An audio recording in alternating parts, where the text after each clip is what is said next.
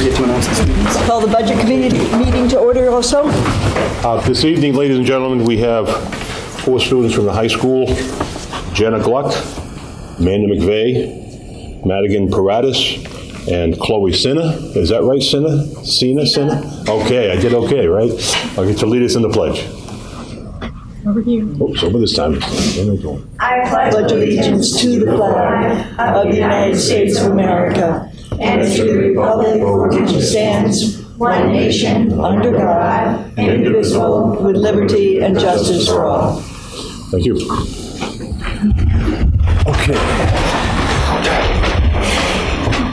Okay, in attendance tonight are all members. Phyllis, all members are in attendance. You want a roll call, or are we happy with that? No, we're good. Okay, all right. We're all set? Yes, we're all set.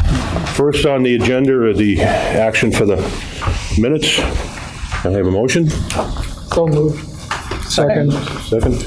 That's Larry and Corey. Any discussion? They look fine, except Mr. Turmel's name was misspelled, at least in one place. Needs correction.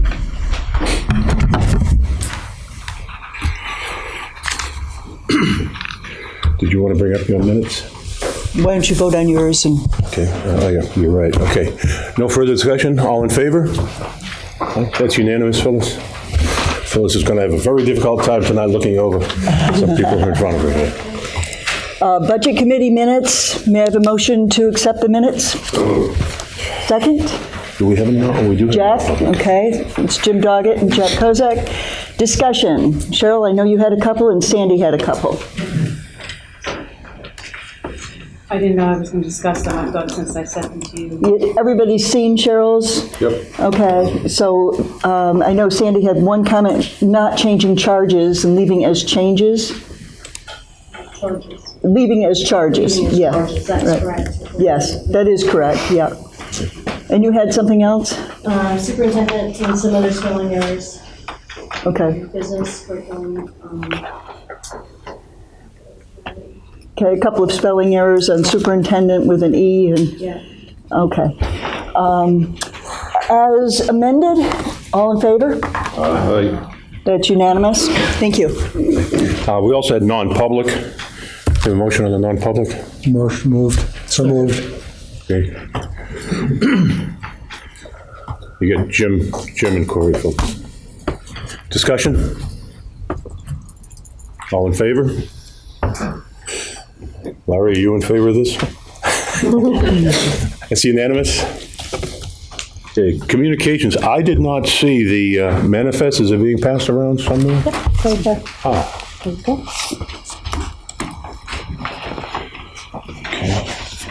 All right, I'll look at that. Give me a second. I'll sign it up there. Okay. Any resignations? No resignations. Any nominations? None.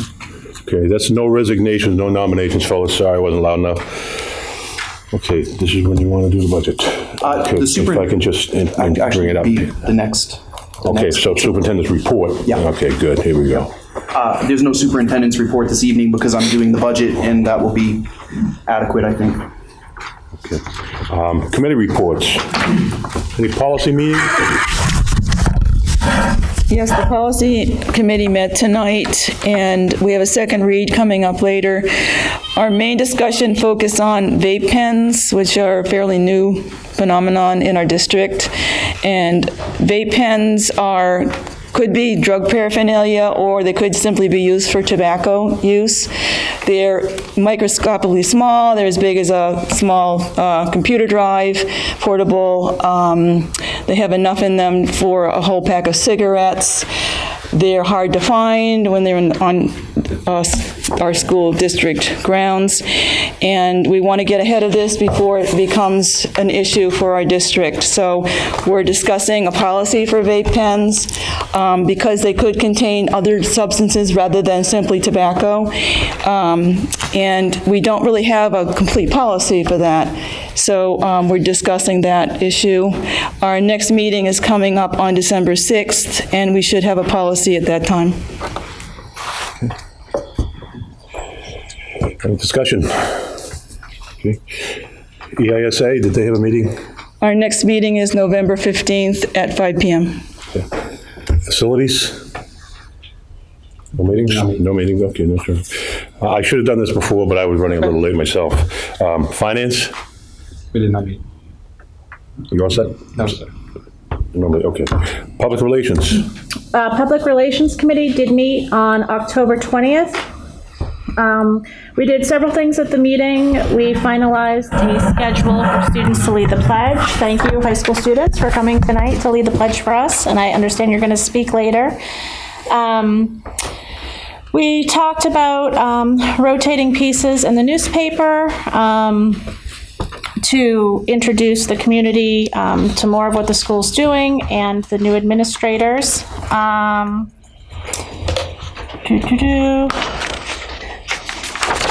just reviewing the minutes here. Talked about some different volunteer initiatives that we hope to get underway after budget season is passed to get more cross-generational involvement in the schools.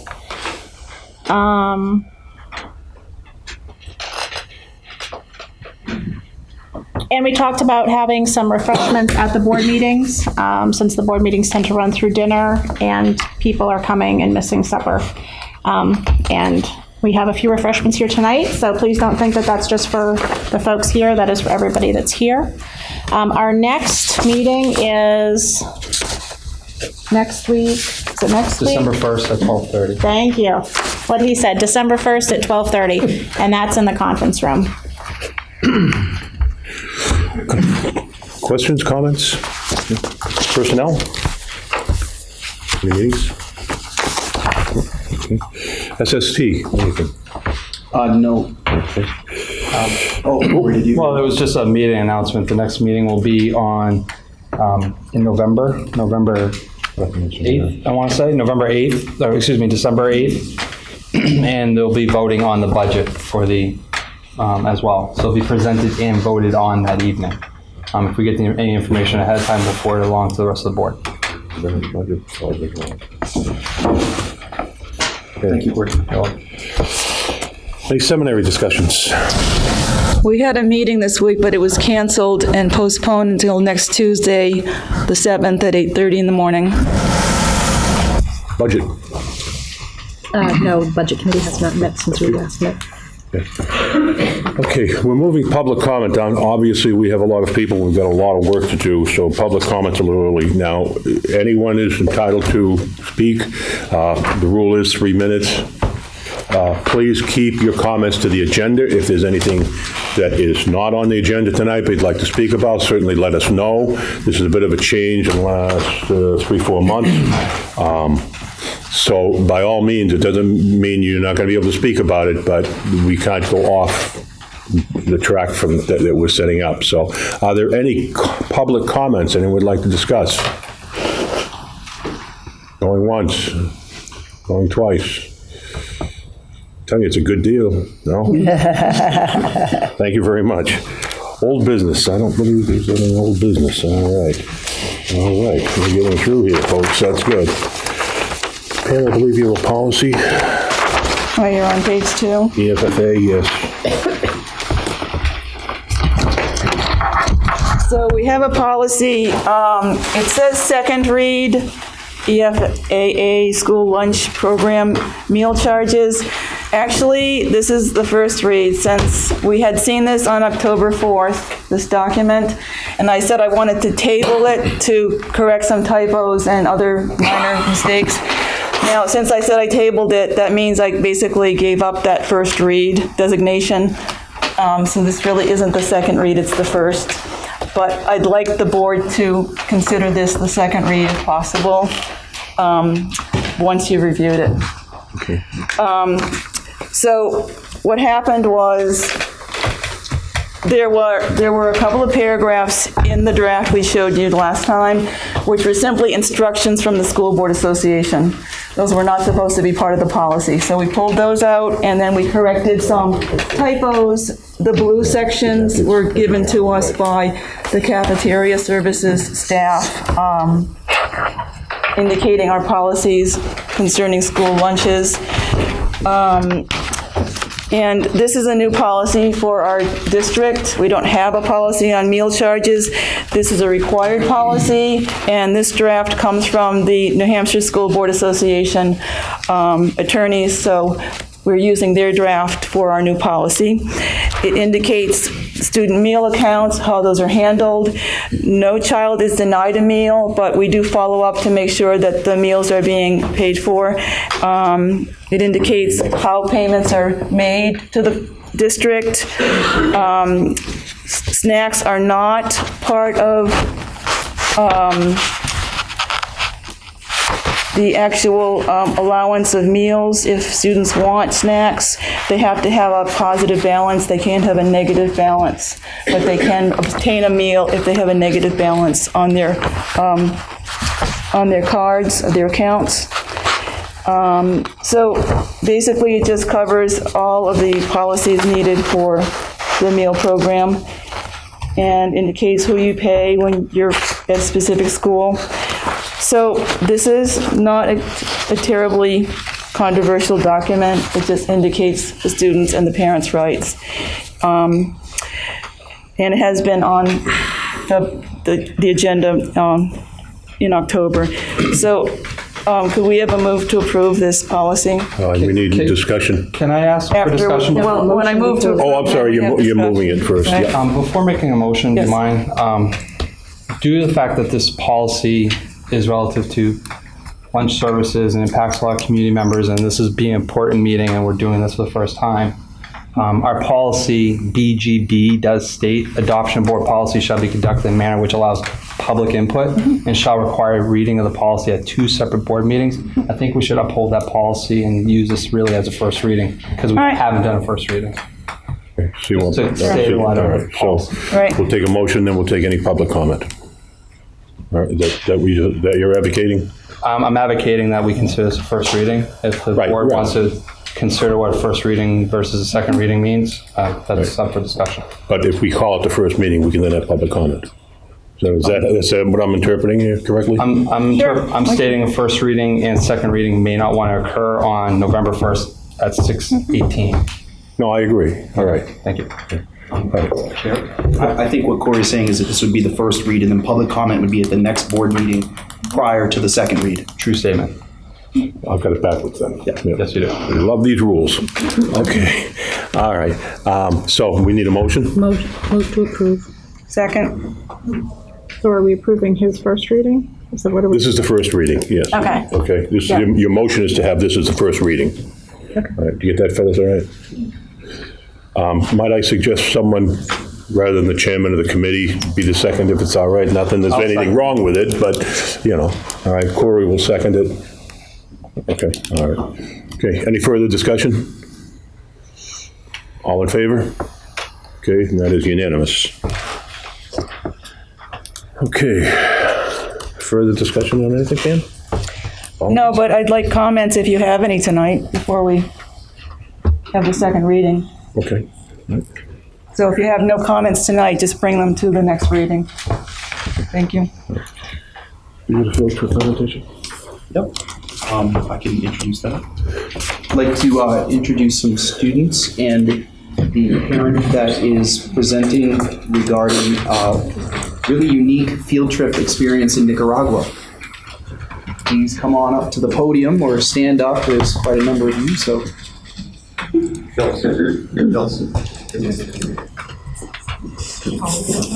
that's cool. I'm following SRSD.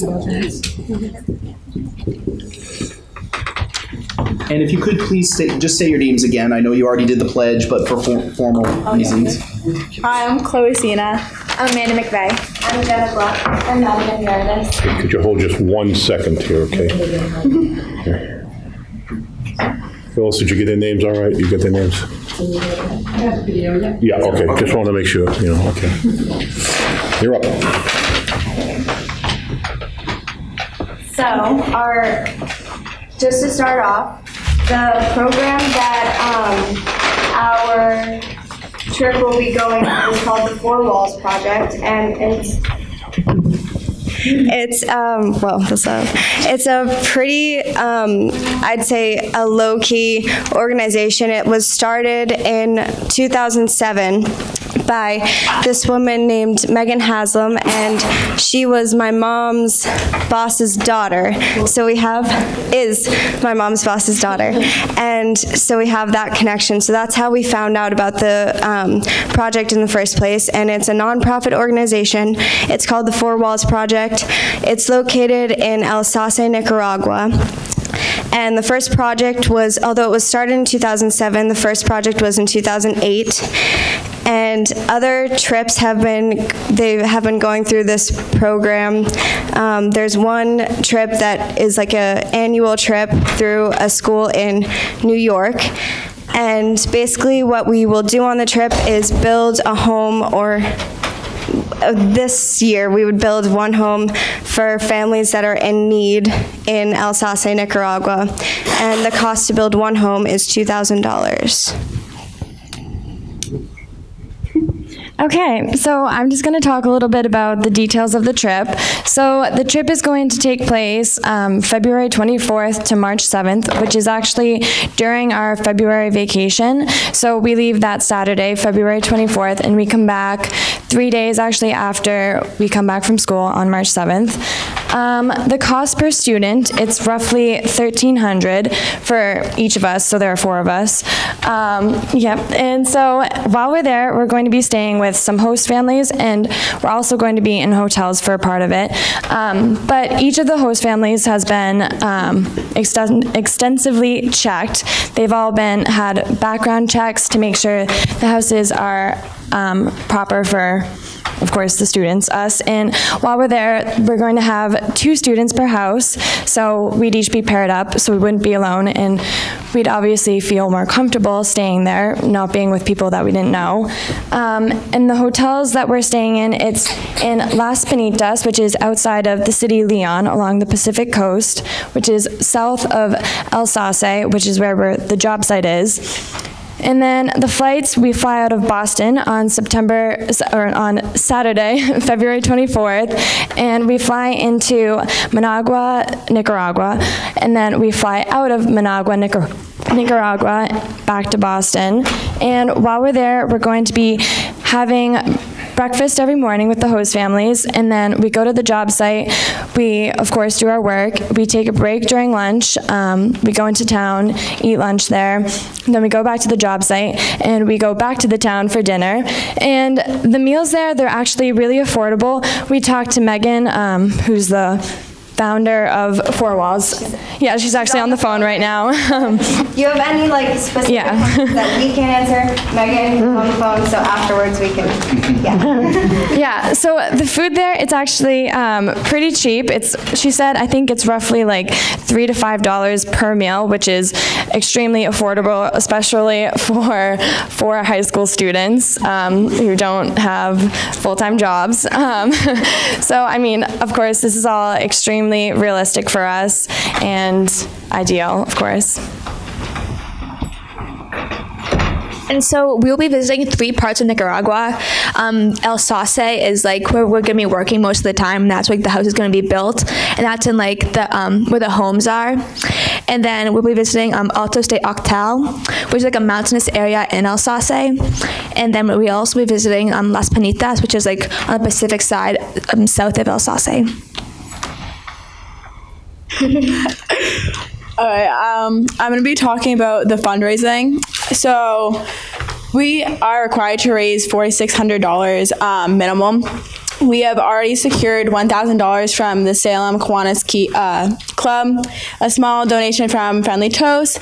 My mother is hosting a Jeans Day at her school, and Amanda's mom is fundraising with bracelets.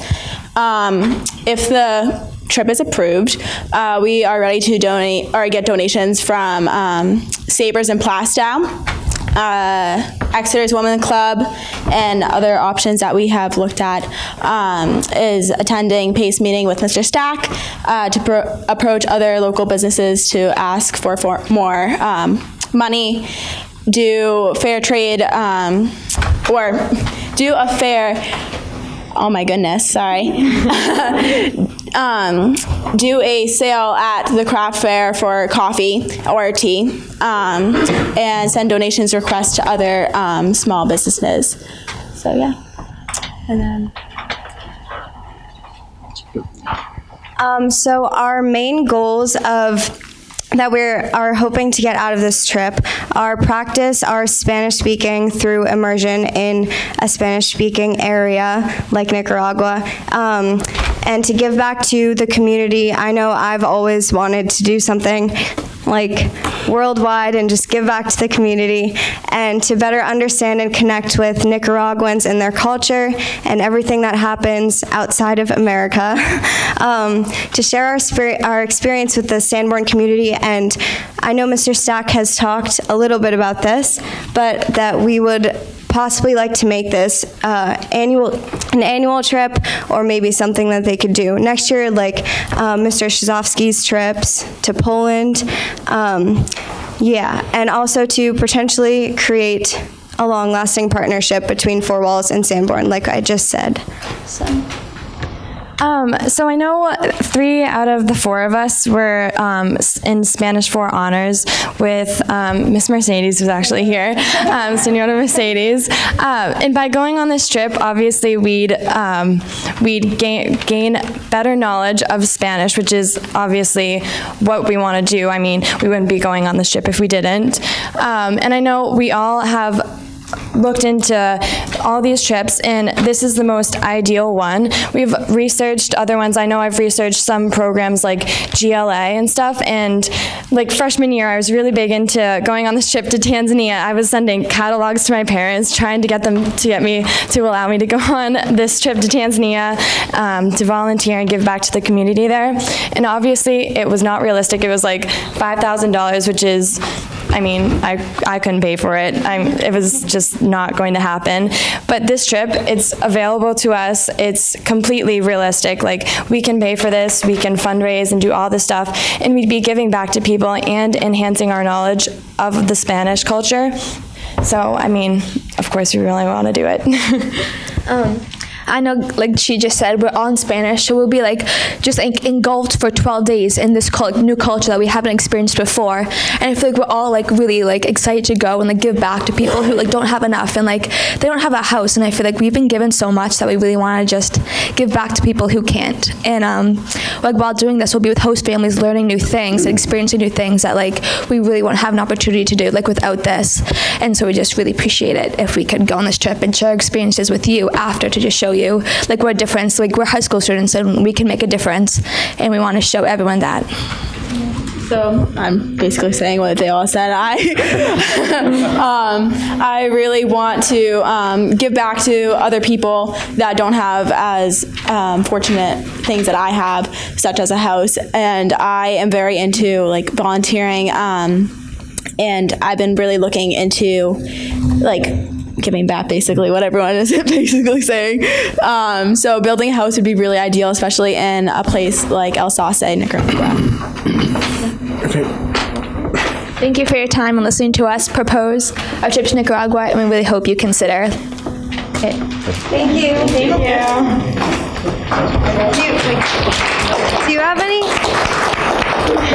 Do you have any questions? Comments, concerns?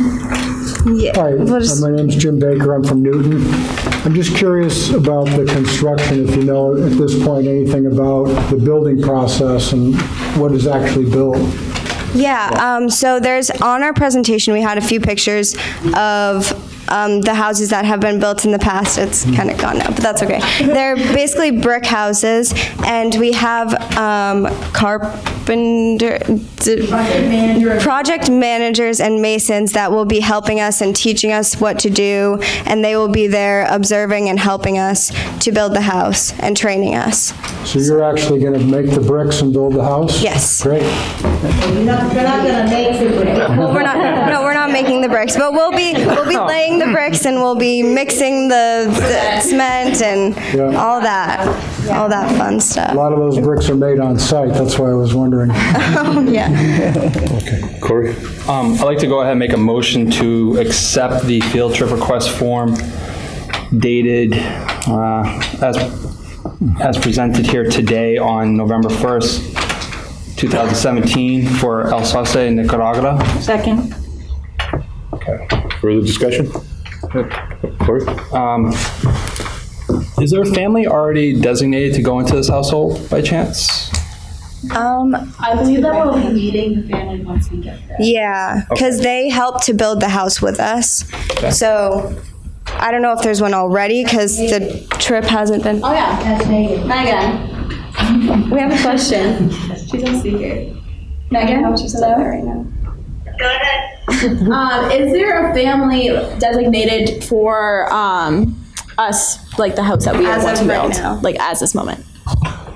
Once the trip is decided to go, we will put we'll put Sanborn High School down on our schedule.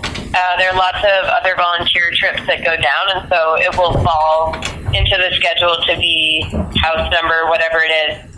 There's a local committee made up of former Four Walls recipients and other local community members who choose the houses. So we may not get to know who the family is until we arrive, but we will be working with the same family throughout. Thank you. Is Four Walls highly rated by Charity Navigator? I'm sorry, what did you say? Is Four Walls, the organization, highly rated by Charity Navigator? That's a good Megan. So, can you repeat that question? Oh, wait. Did you hear what she said? It's Four Walls. Will you repeat the question? Is Four Walls highly rated? By Charity Navigator. Is Four Walls highly rated on Charity Navigator? That's a great question. We are actually under an umbrella organization named Journeys of Solutions, and they are our 501c3 designation, and they're also the organization that has helped us when we started out as a very small, just 2 houses, 3 houses a year project. They helped us get some publicity, and they help us with the financial aspects. So they are who we run all of our things through. You can check them out on Charity Navigator.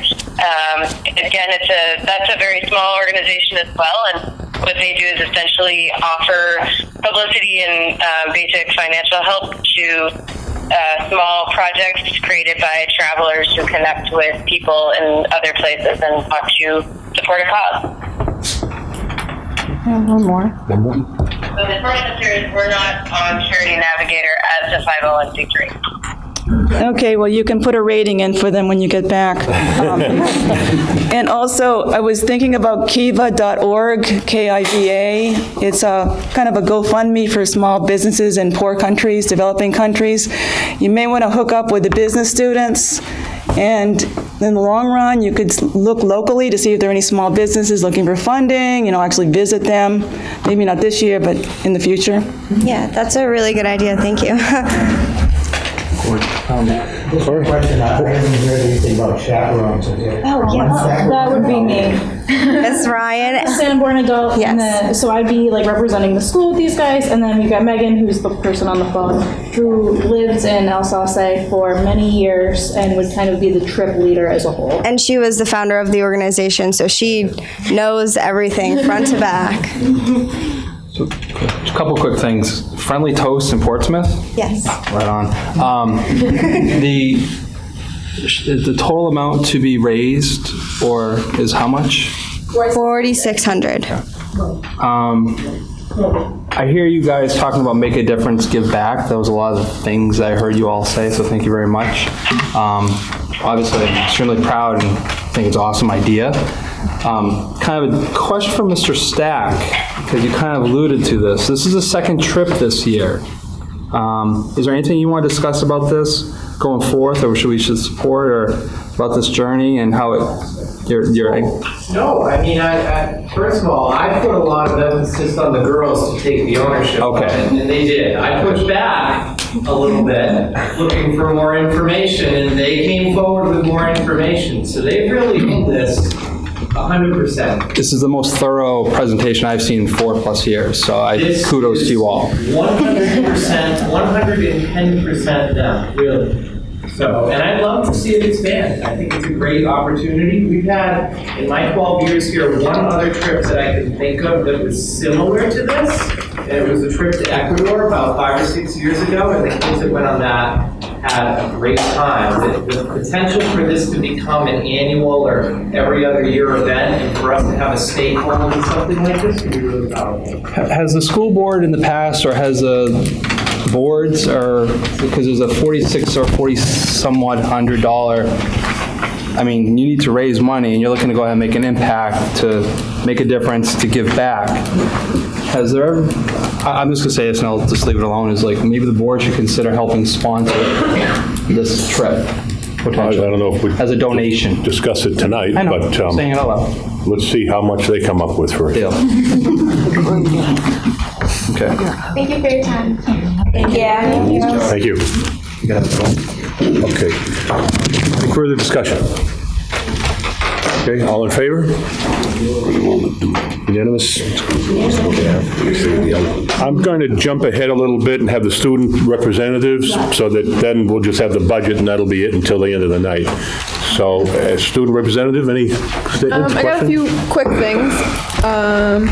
Last week, I think, there was a presentation sponsored by Key Club about the Thirst Project, which is a charity that raises money to build a well in Africa in areas that do not have access to clean water. That's what it was if you saw any of the envelopes with little water droplets drawn on them in the atrium. The idea is a student will pick an envelope off the wall and they'll pledge to try and raise that much money for the cause. And at the end of it, they're going to have enough money to build the well. Yesterday, members of National Honor Society and Key Club went trick-or-canning, which takes place during the trick-or-treat period, but instead of collecting candy, they collect cans to donate to local food pantries. I actually have a trunk full of cans right now that I need to go drop off. And tomorrow, Life of a Student is hosting a Sanborn Pride Day where they're encouraging people to wear Sanborn colors or Sanborn gear to like try and encourage people to have more pride in Sanborn. That's it. Thank you. Okay, now the budget. I just want to say a couple things before we release the students, because I think they need. Oh yes, oh yeah. I mean, anybody who wants to leave, by all means. I just wanted to say thank you to the students for coming to present. You did a fantastic job, and I know that you have dance to go to, so and that would be a good time to go. They have dance class at 7:45, so I just wanted to get them where they need to be. They're very polite, and they wouldn't just walk out. Okay, just a couple of quick things. 1 week on how this process is going to work. Now, ladies and gentlemen on the board, this is not the night for questions, which is difficult but if you need a clarification, so please be careful, your clarification is a clarification and not a question. Now, the process, ladies and gentlemen, is going to be that the superintendent is going to present.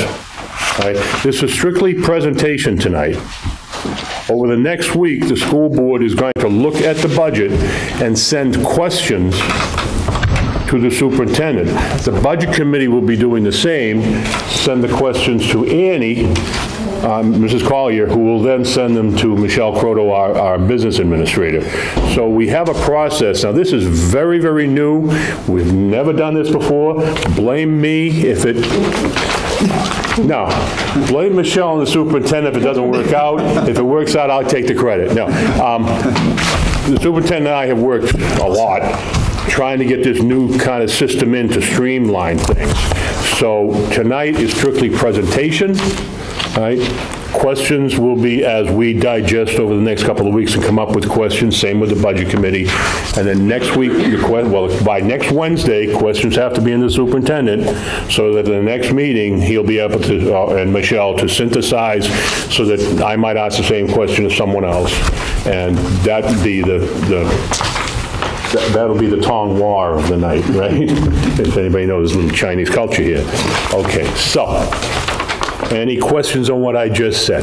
I have one question. Yep. I think that in the adopted budget timeline, it was clear that there were, for the November 15th meeting, we'll need questions about specific budget areas, such as elementary school, middle school.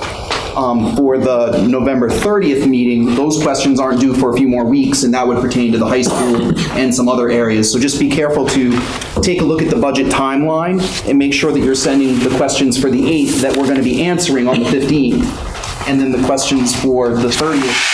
Whenever, you can send them all whenever you want, but I just want you to know what we'll be answering when, so that you can focus on the right part of the budget in a timely manner. The goal is transparency. It's for you to have an opportunity to thoroughly review the budget and submit those questions in a timely manner and get accurate answers. All set? You're up. All right. Phyllis, could you hand out the slides? So we made photocopies of these slides for you so that you could take notes and add them to your budget book. And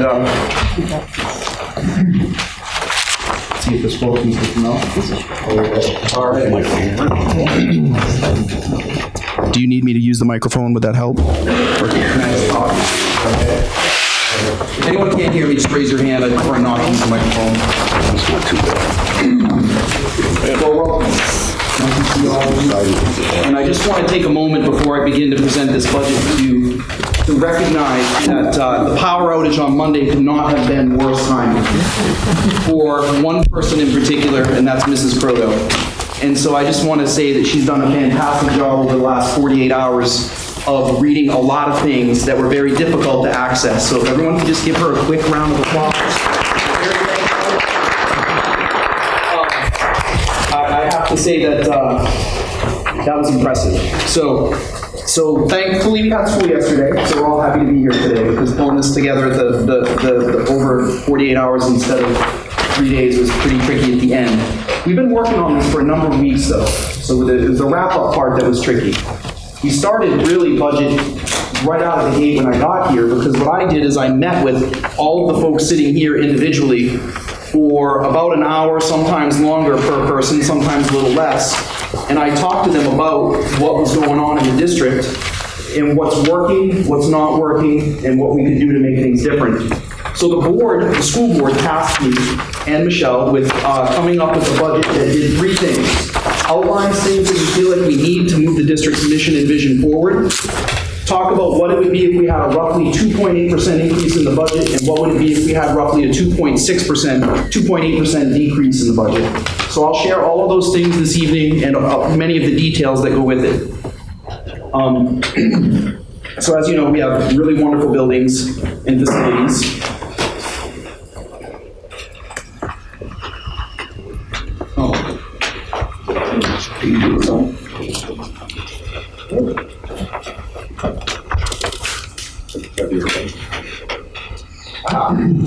Usually on there, the wrong button. All right, so we talked first about reasons to celebrate. You just saw one of the reasons to celebrate our wonderful students. That presentation was fantastic. It was a great way to start off the budget conversation. I'm really happy that these kids have taken the initiative to not only extend their learning opportunities, but to give back to the world around them. Last year, every student in our high school left the district with a concrete plan for their future. 40% of our students went to four-year schools, 31% went to two-year schools, 20% went to employment, 4% to technical school or career training, 1% in an apprenticeship program, 1% in the military, and 3% took a gap year. In the 2016-17 school year, 44% of our students in the junior and senior classes successfully completed a college level course. And that includes AP, Running Start, dual enrollment, while enrolled at Sanborn. In the 2016-17 school year, 27 students took advantage of an internship with a community partner. Sanborn Regional High School was recognized with Blue Ribbon and Gold Circle Awards from the New Hampshire Partners in Education for our robust community partnerships and parent volunteers. If anyone has attended the Plastow Area Chamber of Commerce Exchange, thank you, the Plastow Area Commerce Exchange, it's incredible what these businesses are coming together and talking about things and also reaching out and giving our kids opportunities. In the 2016-17 school year, we had great athletic participation. 252, 192, and 206 students respectively signed up for fall, winter, and spring sports. That's fantastic. National Junior Honor Society, we had 14 students qualified. This is at the middle school.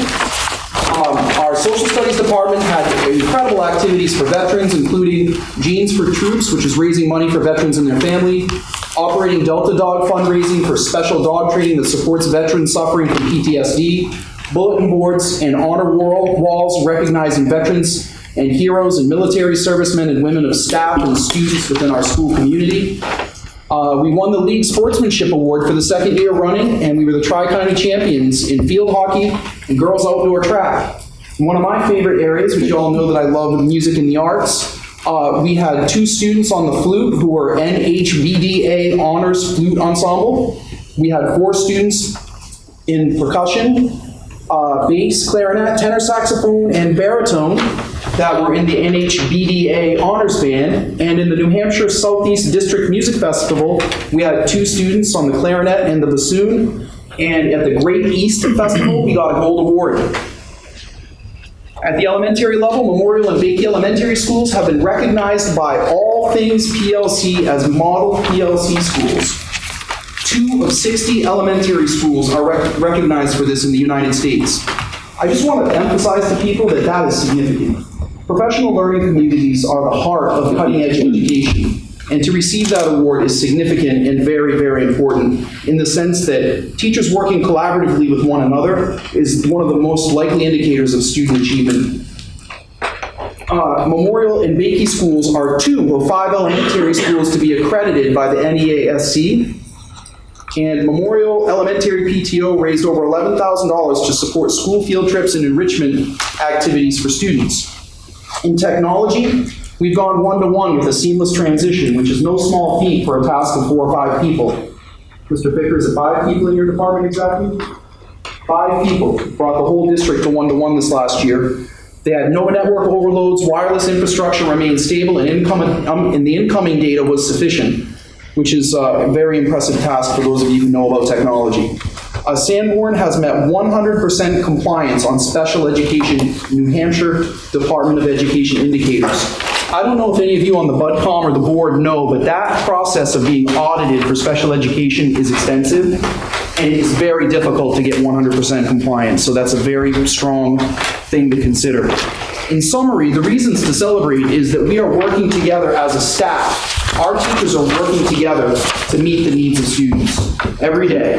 And that really is one of the most powerful things that we can have as a community. And I will be presenting to the staff this Friday morning at 8:30. And any of you are invited to attend at the high school auditorium. I'll be talking about this very component of educational excellence, which is essentially working in small groups to share practices with one another to be successful.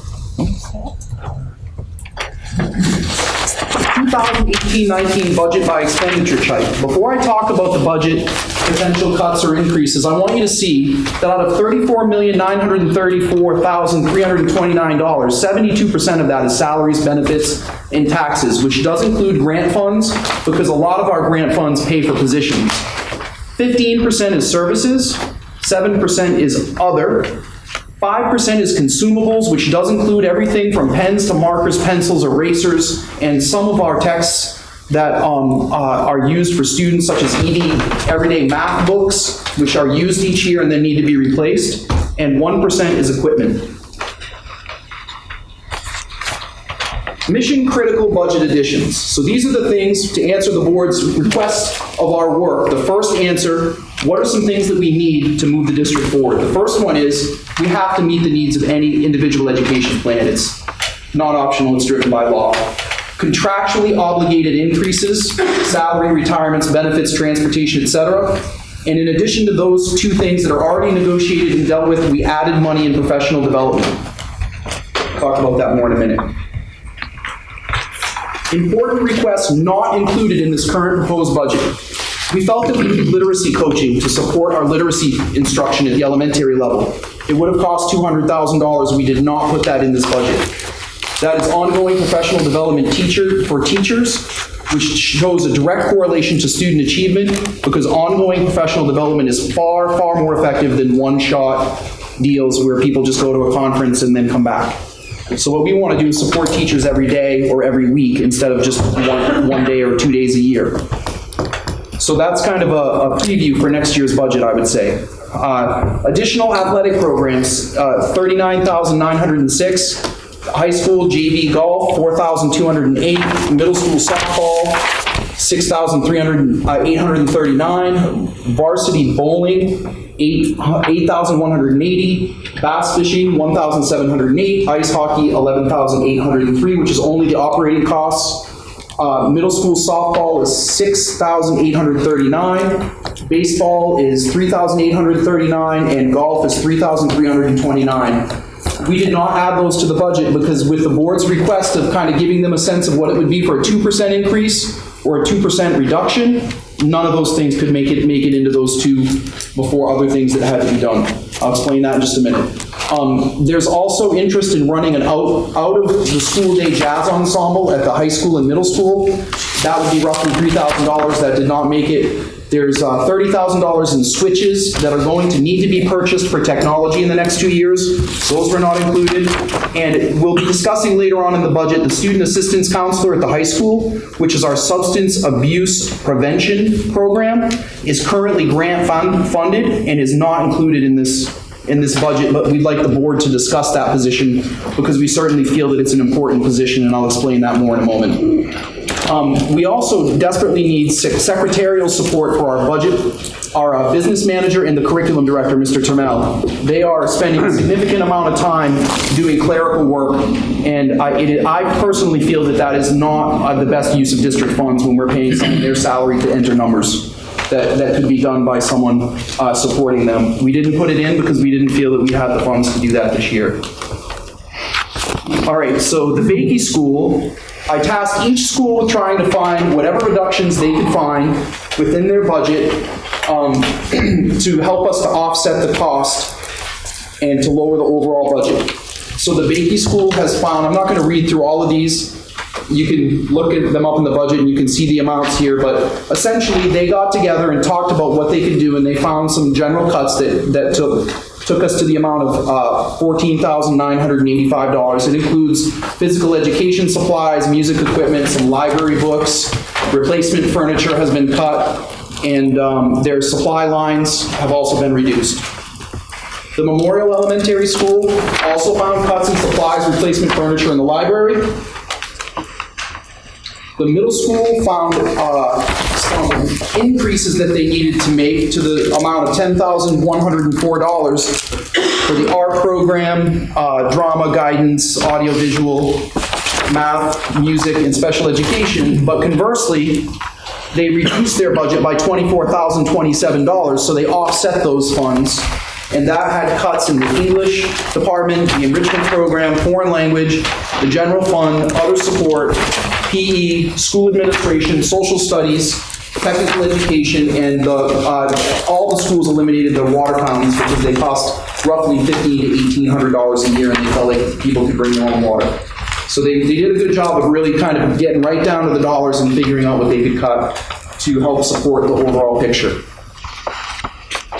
The net reduction for the middle school is $13,923 at this time. So as you can see, we've already found significant amount of money just in these three schools. Mr. Stack met with his leadership team.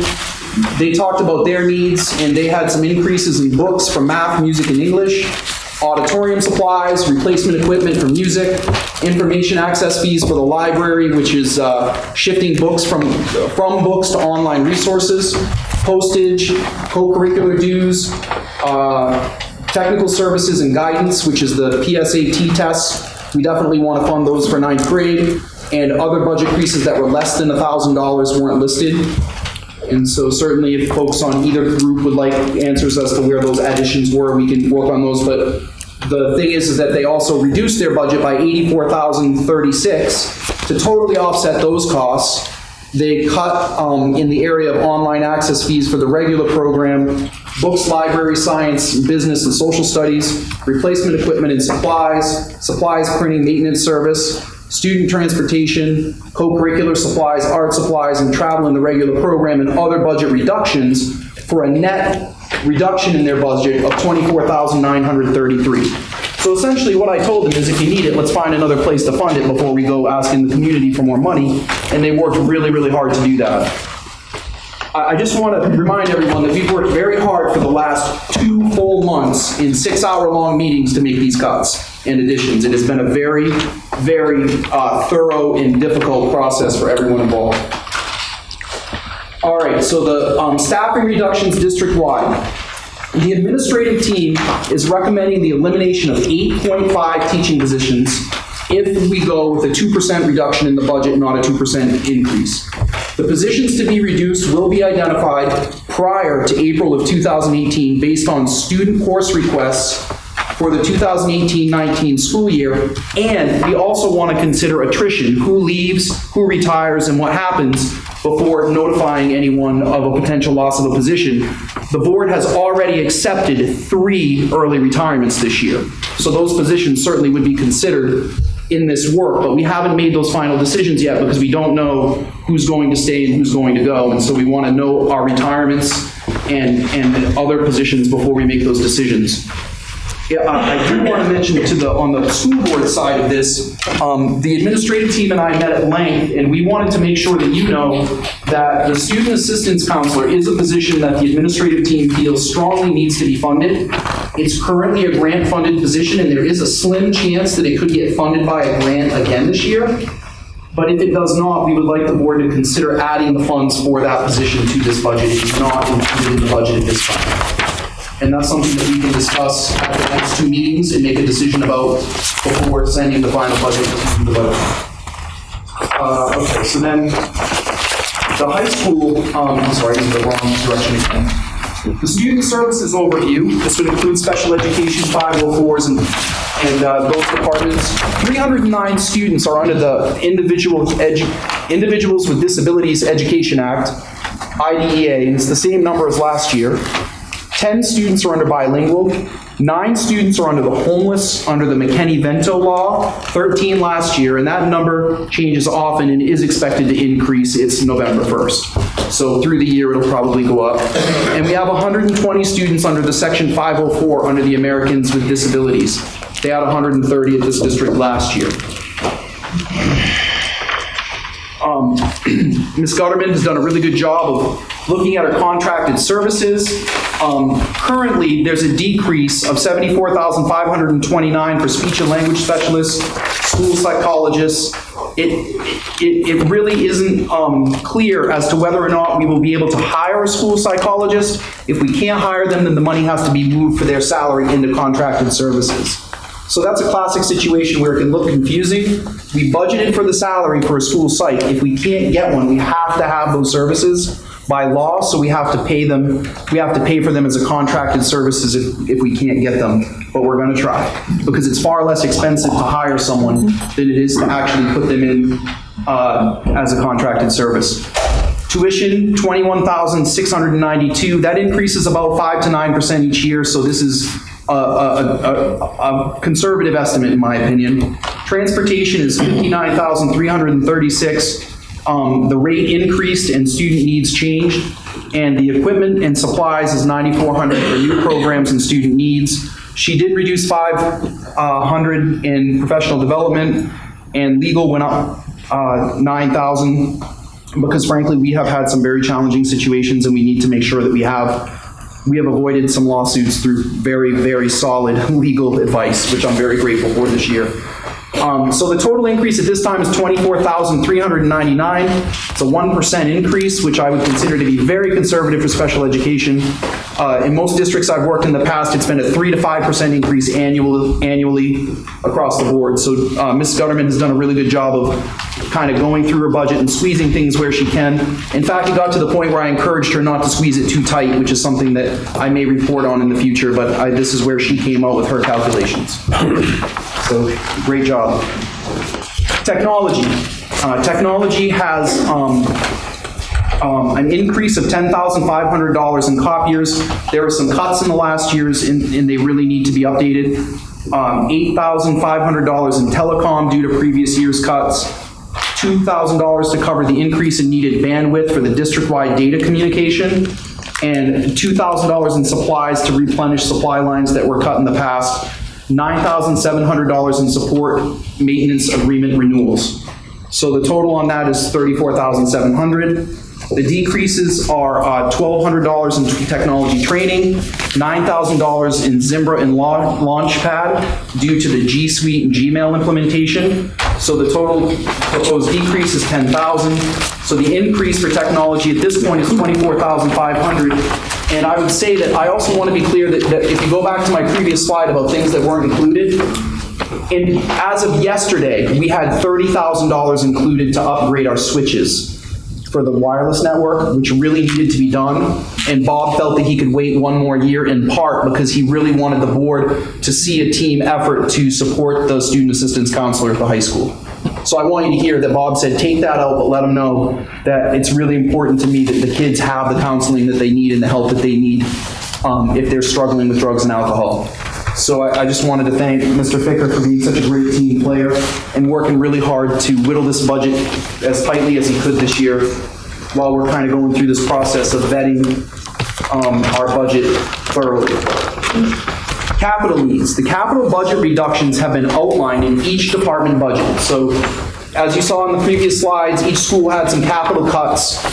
The Long Range Facilities Planning Committee recommends a plan that will revise recommendations for the 2018-19 budget. There was a $4.569 million plan that was scheduled to be funded in 18-19. We did not put that in the budget. That certainly would not fall within 2% above or below. It's supposed to be a little bit of a joke. That would be a significant increase, and I think that the Long Range Facilities Committee is looking at all different areas of our facilities, including maintaining our facilities. And as you all know, we've got to have a conversation over the next 3 to 5 years about the middle school facility. Budget impacts. Due to the proposed budget, supply and programming reductions, the high school student handbook would only be online. Supply and equipment program fund reduction in almost all academic and co-curricular areas. Students and parents will see an increase in transportation costs for field trips. The district will continue to rely on parent organizations to help fund things that are not a part of the budget. That particularly plays into the athletic requests for programs. There will be some larger class sizes, and there will be less flexibility when needs arise in the future if this budget is adopted at the 2.8% decrease. So here are the budgets for the last 5 years. I wanted to see this slide myself because I was curious. It looks to me like in 2014-15, we had 1,760 students, and in the next year we had 1,735, and the budget went up $1,047,978. But then to the next year, we lost roughly 70, 80, 90 students, went from 1,735 to 1,665, and the budget only went up $317,000. Now I want to be clear that in a $34 million budget, $317,000 is a very small percentage of the budget, right? Very small. And then it did it again the next year. It was $34,937,000, and it went up by approximately the same amount, $372,000. And then this year we brought in, if you do the 2.9% decrease with all the cuts that have been recommended in this budget, we'll be at a negative of $3,636. It's important to recognize that when the board asked me to look at what would a 2% increase be or what would a 2% decrease be, it was basically the amount of money that would be calculated for raises and benefits for staff that's already contracted. So what we did is we took the budget, you can see it here, the 2017-18 adopted budget was $34,937,965. The approximate cost to cover CBAs and benefits is almost 2.8%, so that's $987,800. So if we just moved the district forward next year and didn't do anything, didn't add or cut anything, we would go up about $987,000. If we want to stay even from one year to the next on the expenditure side of our budget, then we had to reduce it by about $987,800, which gives us the figure $34,934,329, which is a small $3,600 roughly decrease from year to year. Now, I want to be clear, I can't predict what your tax rates will be because I don't know what your valuations are, and I don't know what your municipal budgets will be, and we also can't predict what the income is from other sources such as Fremont tuition, the state subsidies, special education subsidies, all of those different folks. All that we can really control is the expenditures component of the budget. And so in an effort to be fiscally responsible, these would be the administrative team working collaboratively to give an answer to the board as to what it would look like if we kept things even from year to year. So that concludes my presentation, and if you have any questions for clarification purposes, I'm happy to try to answer them or have the team answer them, but big specific budget questions we'll answer for the lower levels, K through 8, in 2 weeks, and for the upper levels and other departments on the November 30th meeting. Questions? Clarification only, please. Again, clarification only, please. I believe the clarification. I know, it's a tough definition. I know. No page numbers on here. I have a request. Can all documents have page numbers? Because when I ask you about something, now you're going to have to go flipping. This is a slide called Important Requests Not Included in Proposed Budget. I know what that is. No problem.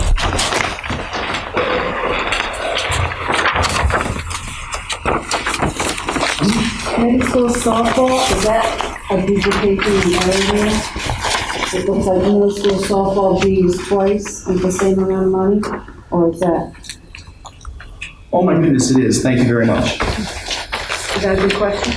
That's a great No, good, no, good. Only one middle school softball be. One for the budget committee. Thank you. So I got flip through and look at my notes. Dollar amount for the secretarial support for curriculum director and business manager. I would say, Michelle, what would you roughly budget for a?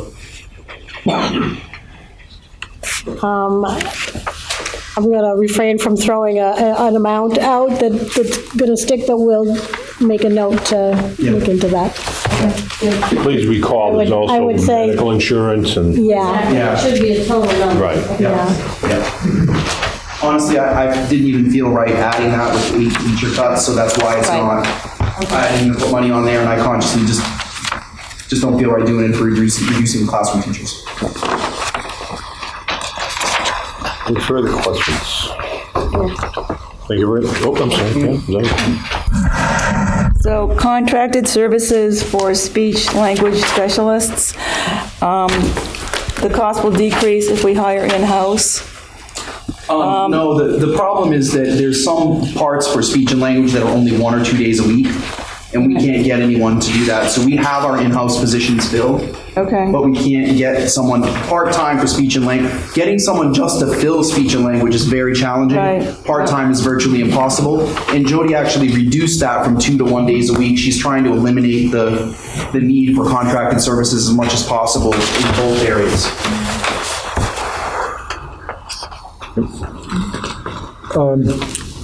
As far as that position goes, given that it's very difficult to fill part-time, is that something that school districts could potentially share a person? If they both had part-time needs, there's the potential. I think the hard part is that people who work part-time in school districts actually fare better financially by working for an organization that farms them home. Sure. Yeah, so it's not yes. On an hourly basis? Yes, I would agree with you that would be a very, very smart way to look at things, but I'm not sure that it would be possible. The other thing is that the CBAs in the two different districts don't always align salary-wise, and they also don't always align around benefits. So it can be very challenging to have the two districts fall within the rules of their collective bargaining agreements and share an employee in that manner. If we can, kind of keep them to budget and, Tammy, did you have a question? I do have a question. Yeah. On the school psychologists, so are we, now, you said we are required to have one by law. Are we contracting a school We are psychologist? contracting right now. Okay. It's very expensive. Okay. All right, thank you very much. All right. Oops, sorry, Corey. Well, are we done? Well, not if you have a question. Should we go through this book at all this evening, just to make sure we're all on the same page while we're all here? Is that to be had or not? Because Larry Heath was not at this table last year. This lady wasn't at this table last year. This gentleman wasn't at this table last year. I guess what I'm not questioning, but wondering is, what's the purpose? What I'm thinking when you said that is perhaps that's something they could work with Michelle or the superintendent. Just asking out loud. And the budget committee can work their way out. But, you know, so far it's been my experience that anytime I've made a phone call, yep, come on down, we'll be glad to meet with you and talk to you. So would it be better that way rather than spend the time tonight? Because we don't know what they're going to ask. You know well, I'm saying a guided walk through the book here. I think that I'll just quickly say this. Everything that's in that book, what we did tonight, and I'm glad you brought this up, Corey, because I did meet with Chair Broder, and I did put a lot of thought into what to give you tonight.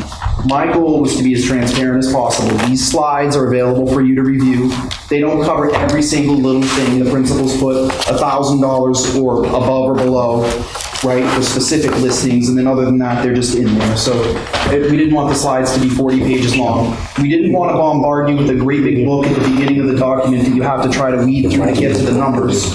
So basically what you have is each school and department's individual budget with a breakdown, and it has the principals or directors' actual notes in there for what it is that they're asking for and why.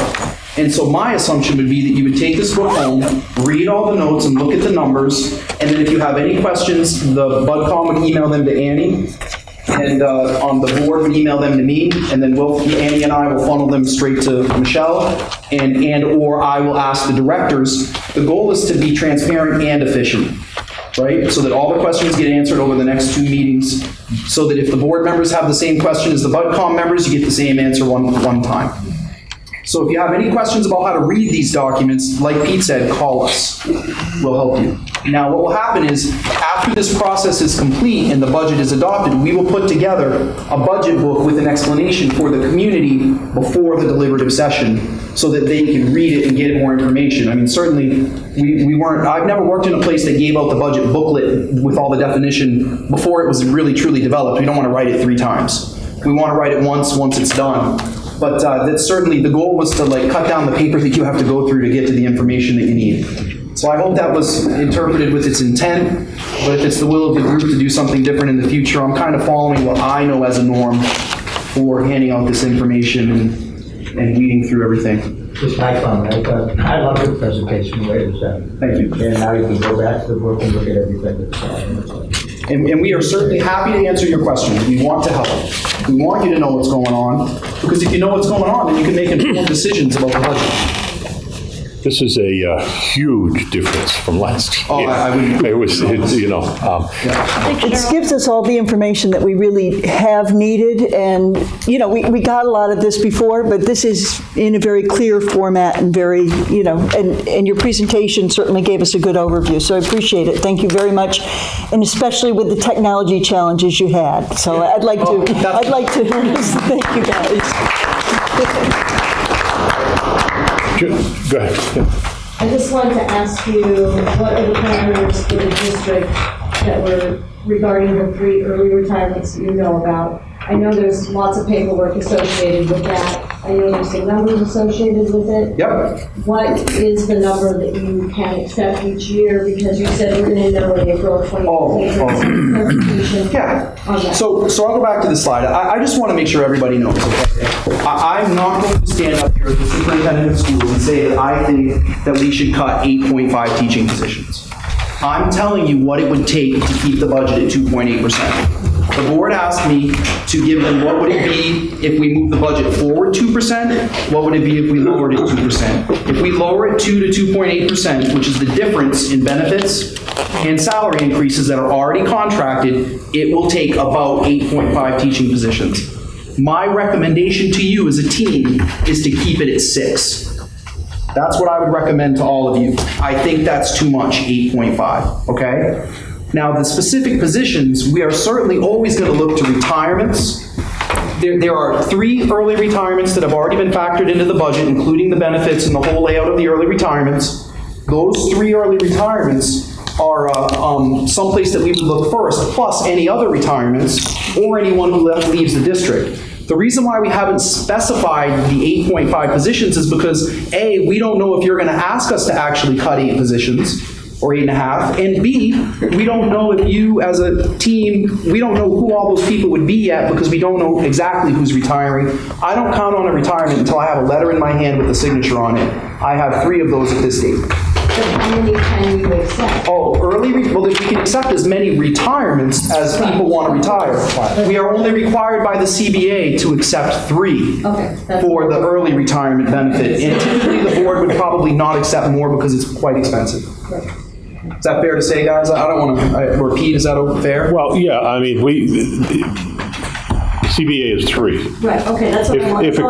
But if someone comes and says, you know, I'd like early retirement, and they're at top step, and it's maybe something that's not essential, like, you know we're not going to have a problem hiring someone, whereas a science, math, we might, all of those things come into consideration.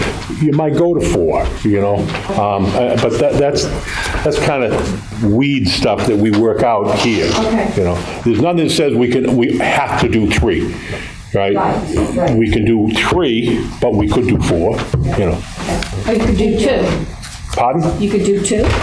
They have to do up to 3. I believe it's 3.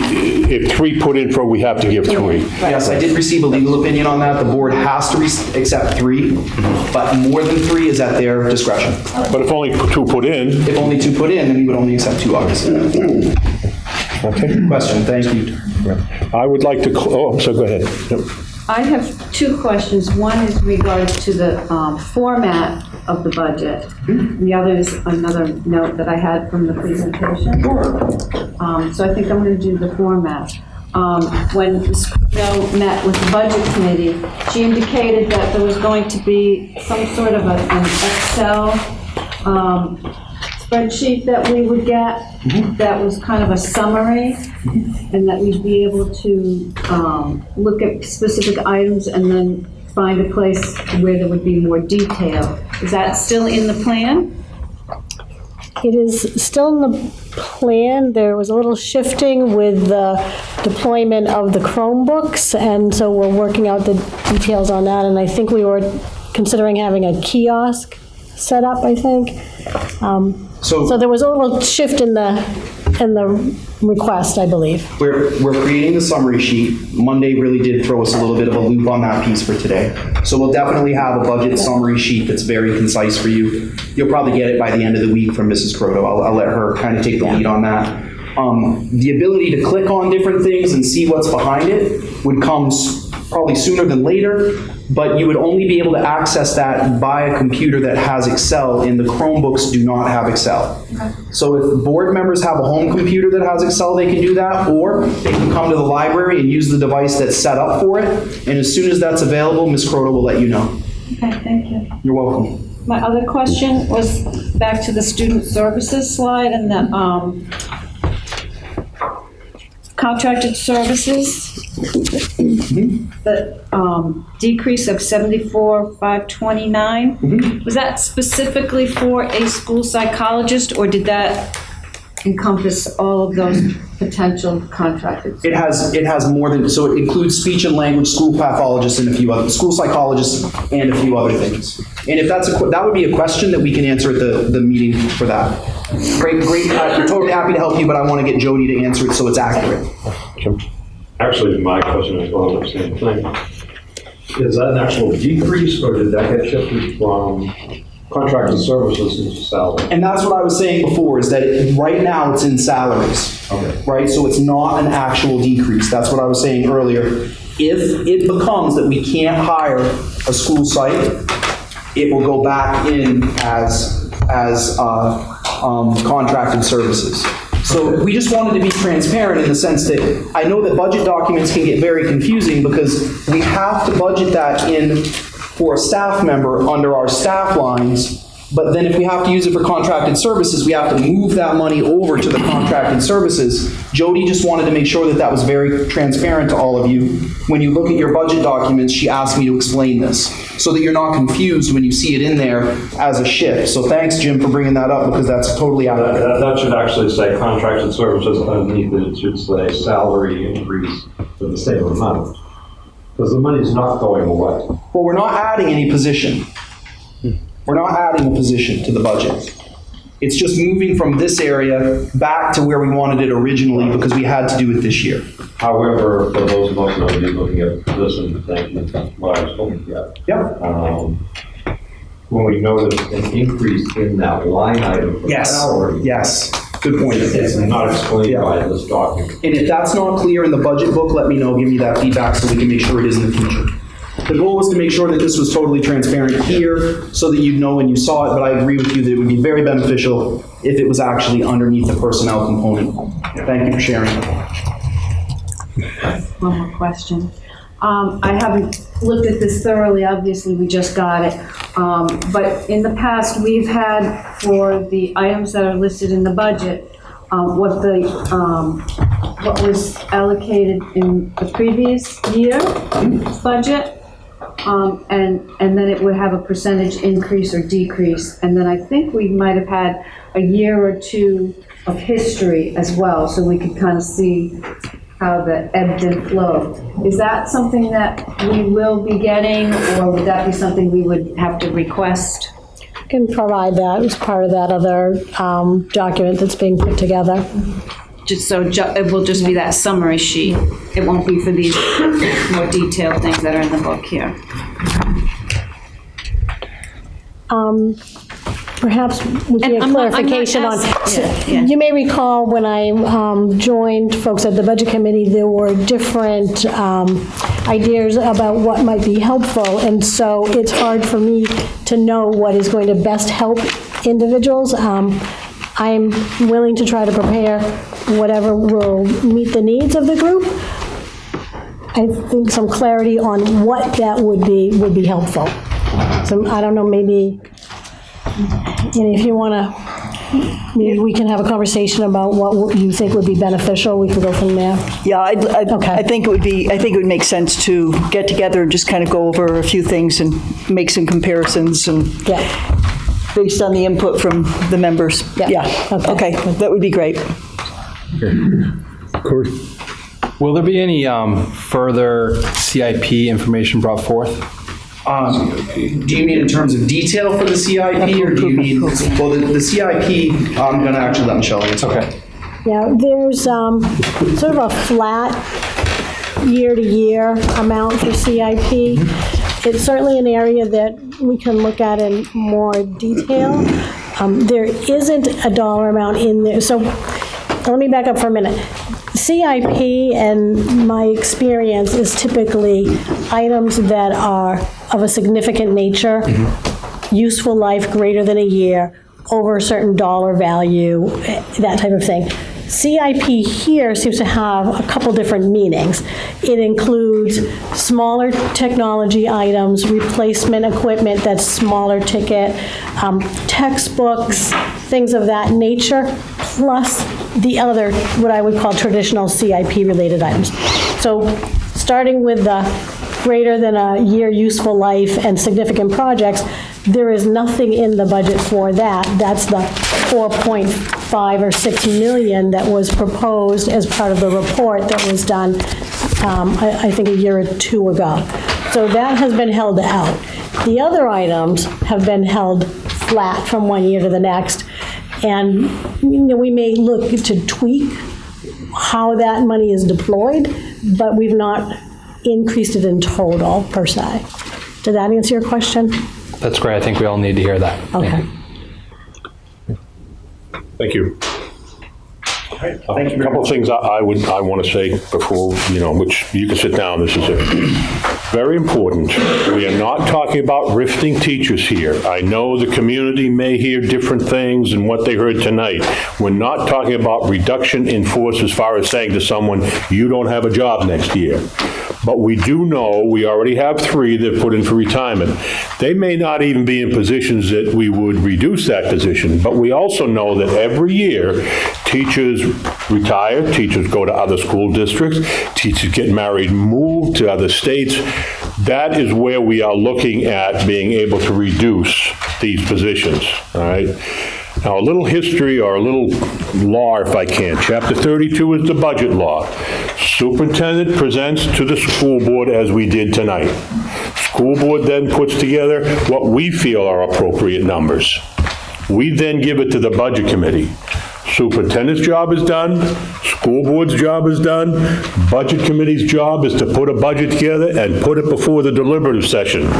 The deliberative session in this state is called, the people in the audience are called the legislative body. They determine what the money is going to be spent in the school district. They're the legislative body. It always cracks me up when people say the tax in this town, the tax in the town. We cannot spend a dime that the people of the legislative body don't say you can spend that dime. The people who set the taxes in this state are the people in the town. All right, and if we spend a dime over our budget, we can go to jail. So just to give you some history of how the law works, we got to present it tonight. We're going to do our thing. We're going to submit it to the budget committee. They're going to do their thing. We're going to go to the deliberative session, and the people will decide, is this how much you want to spend? And they'll vote on it, and that's what goes on the budget. So the deliberative session is a very, very important meeting. That's where you can add, that's where you can take away from. You are actually all legislators that night.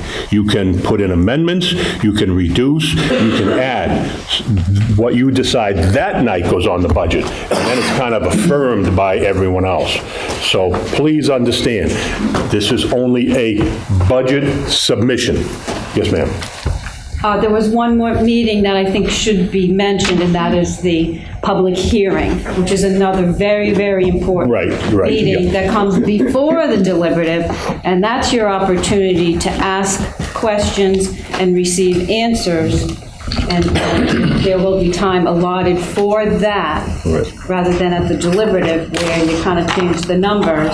But you should have asked your questions prior to that at the public hearing. That's a really important meeting, and that's January 8th? In January. 14th, something like that. There's also another budget, which is the default budget, which is determined by the school board. So there's the budget which we go through the process, which is a proposed budget, that finally the number on that budget gets determined at the deliberative session by the voters who are present. So being present is very important. And then there is, that budget will then go on the ballot in March.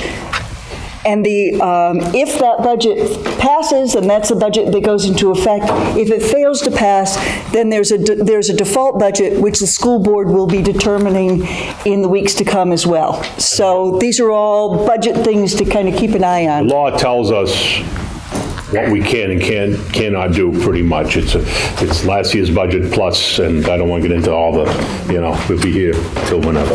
Okay. So, other business.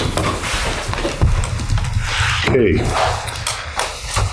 Any agenda items people would like to see on the next budget, on the next meeting, rather? I do have a couple of questions. When will we, what will be the process for determining the default budget? Do we have that? Has that been calculated yet? That would not be until the budget passes or doesn't pass, and then we're going to have fun in here. If the default, No, determining what the default budget will be? That'll be. How will that be done? Down the road. There's specific guidelines per the RSAs that dictate a process for calculating that number. Will you? I will put that together and then you'll present it to us? Yeah, but that won't be until January, maybe?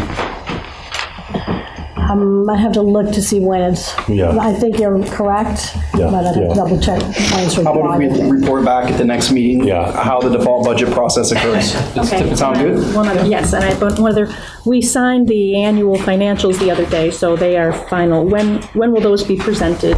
last year, there was a presentation of what we spent, the previous year, what was there, we had documents, you could look at the numbers. So to clarify, the cover sheet that was signed was for what's called the MS 25 and the DOE 25, and those are reports of the annual actual expenditures for the year that just ended.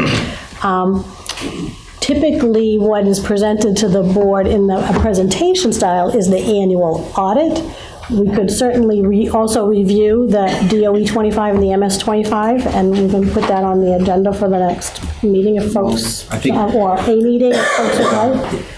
I don't know how long you are. Well, I think the next meeting is going to be very long with the deliberations about the budget, so it might be good to do that first of December. I think knowing what the actual expenditures from last year would be relevant. It would be to me. Well, the MS 25 doesn't detail it. It's right. Those reports are in a structure that's very different from what you would be looking at here, and it would not be easy to draw correlations. You could certainly compare the total, but in terms of comparing total by function or total by object, that's more challenging because the state requires certain allocations during the reporting process. For instance, there are very few categories that you can have district-wide expenses. Well, we all know that there are several categories where it is efficient to budget in a district-wide level. So when it's reported to the state, it has to be allocated with some reasonable method to the appropriate levels or locations. So then your report to the state and the report in your budget now are looking at two different things. So looking at apples and oranges because of the allocation process. In terms of the different buckets you're saying, but not the total. Not the total. The total is the same, but if you were to try to compare that particular report to information in here, I can guarantee you would be frustrated in short no time because it's just not going to compare. But could we get the total? Yeah. Total expenditures from last? Well, and that goes back to what we were talking about earlier in terms of the comparisons. And the detailed report structure. The 24 and 25 are really to the state to set our tax rate, right? And what they'll do is, once the state gets that, they'll set up a meeting with the Board of Selectmen. Usually, we used to be they'd come down. Now it's phone calls, and we sit. And the tax rate is then set by the state, and it's not complicated, but we can buy it down. And I recall a discussion of last year, a little earlier last year, where the board was presented with the number, and then they were, asked, do you know? It may have been before the end of the year when they still had the ability to spend, but they... Yeah, that would be a logical time to do that because it really... I just remember a presentation. Yes, I think that we should have one. I just don't want to... I want to be careful not to have our teams derail the process of looking at the potential reductions that have been shared, or like you said, the 2 or 3 year expenditures line by line make more sense because we might have had a $900,000 offset go back to offset the tax burden. That doesn't mean that we can just cut $900,000 because it was money that might have been saved through positions that people who left and then we hired people for less money that we could never anticipate in the next round. Do you know what I'm saying? So it's not really, I have been very careful working with this team and Michelle to make sure that we don't cut this so tight that we're in trouble. Does that make sense? Which is why there are so many teaching positions in this budget. We've had declining enrollment for a number of years without reducing teaching positions. Conversely, I think it's really important to recognize a budget of this size should have 4% saved at the end of every year. That's $1.2 million. That is conservative. Personally, I'd like to see special education have $500,000 at any time in a reserve for emergency purposes. We should have about $1 million in capital reserves, and we should also have another $500,000 to $600,000 in reserves for general emergencies. We don't have that. So we have to be very, very careful when we're looking at these funds. One thing I'm really concerned about, and I'm just telling you as an outsider who just came in, we do not have adequate reserves in our organization at this time. And we really need to look at that deeply. We also have 0.001% in professional development. $30,000 for a $34 million budget. I wanted to put $100,000 for PD in this budget. I didn't feel like I could do it. I brought it down to 75,000 at the last minute this morning. Right? That's the level of meticulousness which we have gone through every single component of the budget. And you know, I'm really looking forward to talking with you more and answering your questions. But I just want you to know that I'm happy to go over what we spent last year and what we didn't spend, because it's all public knowledge and it's a wonderful thing to look at. I think some people did some really great work last year with the budget, but what I think is important is that the breakage, is what we call it, is what's saving us in the end from an emergency. So we want to be very careful not to touch that money in the future. Okay. I just wanted to could you include then a presentation on what we have in our reserves? Sure. So we know? Sure, we can talk about that. Yeah. The state requires the town and the school to have a percentage. You know, I shouldn't say they require it. They cannot require it, but DRA recommends, I believe it's 8 to 15. 5 to 15? No, 5%. Yeah, right. Okay, I thought it was, but anyway, all right. So you know, you've got to be aware of that. I mean, things happen. You know. Well, we're not going to be aware unless we talk about it, right? Right. Oh yeah. No. But so when he's talking about we're down to 1%, that's not a good place to be. And I believe those requirements are different for districts than they are for the towns. So that would be a part of the. Yes. It isn't 5% for the districts. Right. So. Right. I'll just say quickly that municipalities have a far less strict rules, in my understanding, in Maine than schools. We should talk about that as well, the difference between municipals. It's why I said, I mean, as Jim and you and I talked before about, you know, the school is a significant part of the budget, but the problem is that the tax valuations drive your tax rate almost as much as the school budget. And then the expenditures are one thing, but the income also affects all of that. You know what I mean? So I can present to you a budget that has a $4,000 decrease from year to year, like I did tonight. I can't guarantee you that your taxes aren't going to go up. I can only control the expenditures component of the budget. Our team can only control that. Mm-hmm.